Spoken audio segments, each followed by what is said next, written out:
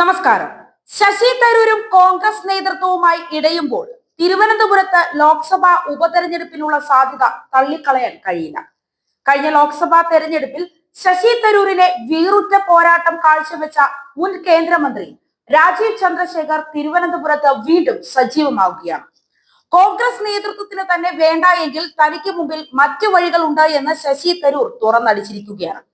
ഇത് തരൂരും കോൺഗ്രസും തമ്മിലുള്ള ഭിന്നത കൂട്ടുമെന്നാണ് വിലയിരുത്തൽ. കോൺഗ്രസുമായി ഇടഞ്ഞാൽ തരൂർ തിരുവനന്തപുരം MP സ്ഥാനം രാജിവെക്കുമെന്നാണ് BJPയുടെ വിലയിരുത്തൽ.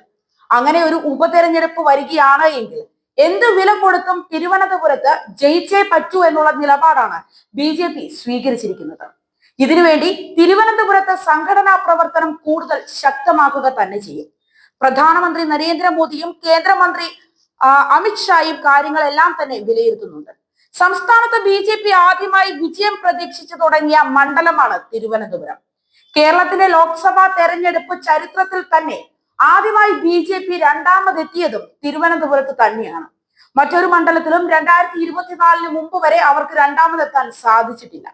2014 തെരഞ്ഞെടുപ്പിൽ വിജയത്തിന്റെ വക്കോളം എത്തുന്ന പ്രകടനമായിരുന്നു BJP കാഴ്ചവെച്ചത്. 15,470 വോട്ടിന്റെ ഭൂരിപക്ഷത്തിലായിരുന്നു അന്ന് UDF സ്ഥാനാർത്ഥി ശശി തരൂരിന്റെ വിജയം.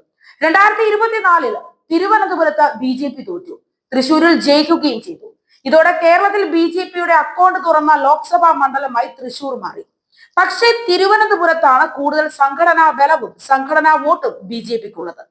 തൃശൂരിൽ സുരേഷ് ഗോപിയുടെ ജനസമ്മതിയാണ് ജയമൊരുക്കിയത്. അതുകൊണ്ട് തന്നെ ഉപതെരഞ്ഞെടുപ്പിന് സാധ്യത വരികയാണ് എങ്കിൽ തിരുവനന്തപുരത്ത് ജയിച്ചേ മതിയാകൂ എന്ന നിലപാടിലാണ് BJP. 2024 16,077 വോട്ടിന്റെ ഭൂരിപക്ഷത്തോടെ NDA സ്ഥാനാർത്ഥി രാജീവ് ചന്ദ്രശേഖരനെ പരാജയപ്പെടുത്തിയാണ് തരൂർ വിജയം സ്വന്തമാക്കിയത്. 2014 അവസാന ലാപ്പിൽ രാജഗോപാലിനെ പരാജയപ്പെടുത്തി MP സ്ഥാനം കരസ്ഥമാക്കിയ തരൂർ രാജീവിനെതിരെയും സമാനമായാണ് വിജയത്തേറിയത്.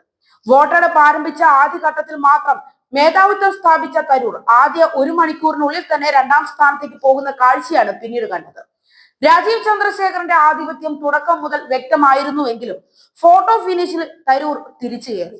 2014 സമാനമായി അവസാന ഘട്ടം വരെ രാജഗോപാൽ ലീഡ് നിലയിൽ മുന്നിൽ തുടർന്നെങ്കിലും അവസാനം എത്തിയതോടെ പരാജയപ്പെടുകയാണ് ഉണ്ടായത്. തിരുവനന്തപുരത്ത് 2024 വോട്ടെണ്ണലിന്റെ തുടക്കം മുതൽ രാജീവ് ചന്ദ്രശേഖറും ശശി തരൂരും തമ്മിലുള്ള ശക്തമായ മത്സരത്തിനാണ് സാക്ഷ്യം വഹിച്ചത്.